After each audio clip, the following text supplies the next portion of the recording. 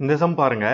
20% உலை உயர்வுக்கு பின் 1 கிலோ உளுந்த பருப்பின் விலை 96 எனில் அதன் அசல் விலை என்ன அப்படின்ட்டு கேட்குறாங்க. If the price of urad dal after 20% increase is 96 per kg, fine the original price of urad dal per kg அப்படின்ட்டு கேட்குறாங்க. சரிங்களா? ஸோ உளுந்த பருப்பு வந்து அசல் விலையிலேருந்து 20% வந்து உயருது. உயர்ந்த பிறகு அதோட விலை வந்து 96 அப்படின்னு சொல்றாங்க. அப்போ அசல் விலை என்ன அப்படின்ட்டு கேட்குறாங்க. சரிங்களா? அப்போ அசல் விலை நம்மளுக்கு தெரியாது, அது வந்து நம்ம எக்ஸ் அப்படின்னு எடுத்துக்கிறோம்.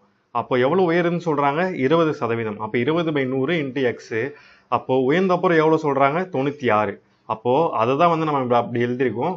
அப்போ 100 இன்ட்டு எக்ஸ் 100x + 20 120x/100 அப்படின்ட்டு வந்துடும். இப்போ இந்த எக்ஸ் அப்படியே வச்சுக்கிட்டு இந்த 100 இந்த பக்கம் கொண்டு போயிடுங்க. ஸோ கொண்டு போயிட்டா 96 × 100/120 அப்படின்னு வந்துடும். So 10 10 cancel. 6 2s are 12, 5 2s are 10. இது 1 டைம்ஸ் போடுங்க.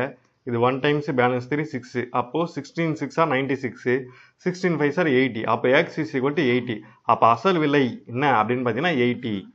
இது வந்து ஒரு மாடல். இன்னொரு மாடல் என்ன அப்படின்னு பார்த்தீங்கன்னா, இங்கே என்ன சொல்லிட்டாங்க? 96 என்பது 120% அப்படின்னு நம்ம எடுத்துக்கணும். சரிங்களா? ஸோ விலை உயர்ந்த பிறகு எவ்வளோ சொல்லிட்டாங்க? 96. அப்போது 96ன்றது எவ்வளோ? விலை உயர்ந்த அப்புறம். அப்போ அசல் விலை எவ்வளோ? 100%. 100% வந்து நம்மளுக்கு தெரியாது, அது வந்து எக்ஸ் அப்படி எடுத்துக்கிறோம். விலை உயர்ந்த அப்புறம் எவ்வளோ சொல்லிட்டாங்க? 96. அப்போது 120% வந்து விலை உயர்ந்ததுக்கப்புறம் 96 ரூபாய் அப்படின்னு சொல்லிட்டாங்க. அப்போ இது ரெண்டுத்தையும் கிராஸ் மல்டிப்ளை பண்ணால் உங்களுக்கு ஆன்சர் வந்து கிடச்சிரும். சரிங்களா? இது வந்து இன்னொரு மாடல். ஸோ இப்படியே போடலாம். இது வந்து நேர்மாறல் எதிர்மாறல் அப்படின்னு சொல்லுவோம் இல்லைங்களா? ஸோ அந்த மாடல் வச்சு இது போடுறது. இல்லாட்டி இப்படியே போடலாம். உங்களுக்கு எது ஈஸியாக இருக்கோ அதை வந்து நீங்கள் போடலாம். சரிங்களா?